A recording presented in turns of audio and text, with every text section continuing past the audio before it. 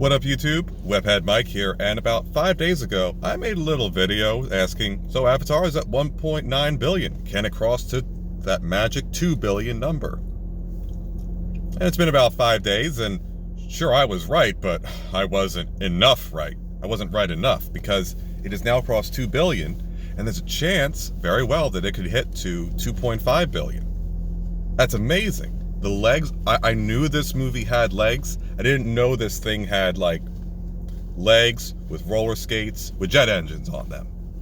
And to just keep on going and going and going as long as there's anything to do. Matter of fact, just this weekend, I was a part of the surge. I went to see it with my girlfriend.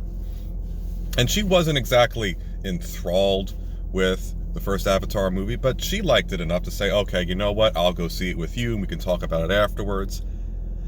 And while she's seeing it, she's making all these little comments about, ooh, that's a nice little creative choice there. Ooh, that's nice. And then afterwards, there's all these fan theories that she's making because she likes to do a lot of fan fiction herself. You know, like about like what could happen in the next movie and all that. And that is the most important question a movie can ask. Wouldn't it be cool if, like, if you can just stir the imagination and get people engrossed in this, that's all you really need to do. Now, there's all different ways of doing that, but you need to capture that imagination. You need to capture the attention. And that happened with me too the second time around. It held up to a second view. At a certain point, I stopped seeing cartoons on the screen and I just saw characters on the screen. Sure, I mean, the high frame rate was still a little off-putting, but not enough to really take me out of it. Although at some times, when there was this high frame rate, at sometimes I would keep seeing, like, you know, as if it was a video scene cutscene, press X to skip, or start seeing QuickTime event prompts pop up. Now, that being said, the story was still amazing. There are still some points that don't make too much sense to me. Like towards the end, an army just disappears out of nowhere after it was just there.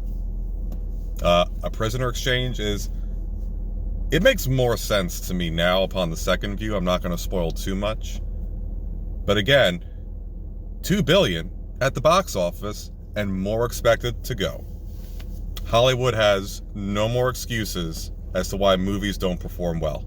People want good stories. People want to be entertained. People want to look at a story and see, is there value in it? Even if it's just a passing thing. Like, I want to see Plane next week. Over this weekend, I saw, as I said, Avatar 2, and then I saw Megan. Good experiences overall. Matter of fact, almost too good. When I went to see Megan, there was almost too many comments happening from the peanut gallery. But hey, that's the price you pay for going with a crowd.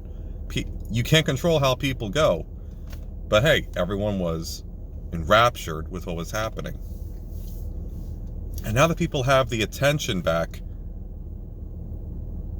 are we now no longer can the pandemic ever be used as an excuse. No more can we say, oh, well, you know, the advertisers just aren't connecting. Although that is still a bit of a lingering issue. If you still put out a good enough trailer, or even just a simple enough poster, that's enough to get people in. But again, you just have to make sure you ask that question like Robert Meyer Burnett put, wouldn't it be cool if? Like, wouldn't it be cool if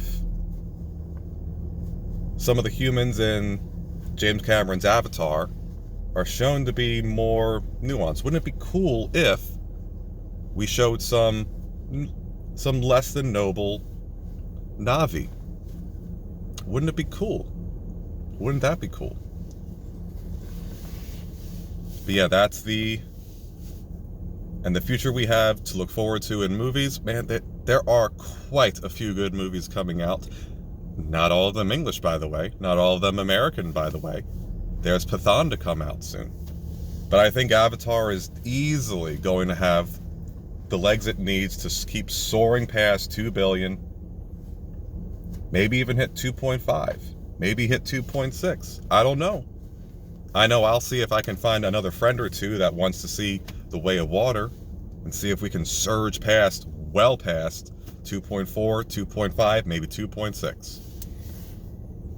But I do understand 3 hours is an awfully long runtime. That is really the only challenge this movie has of going forward. The 3-hour runtime does lag quite a bit, and much like how carrying water is heavy compared to other things, especially because it's so liquid. It just keeps moving around. You have to be conscious of its own inertia and your inertia, because it's almost like two different components. But that's my thoughts. Let me know what you think in the comments below. I thank you very much for watching all this long. But until next time, Webhead Mike, out.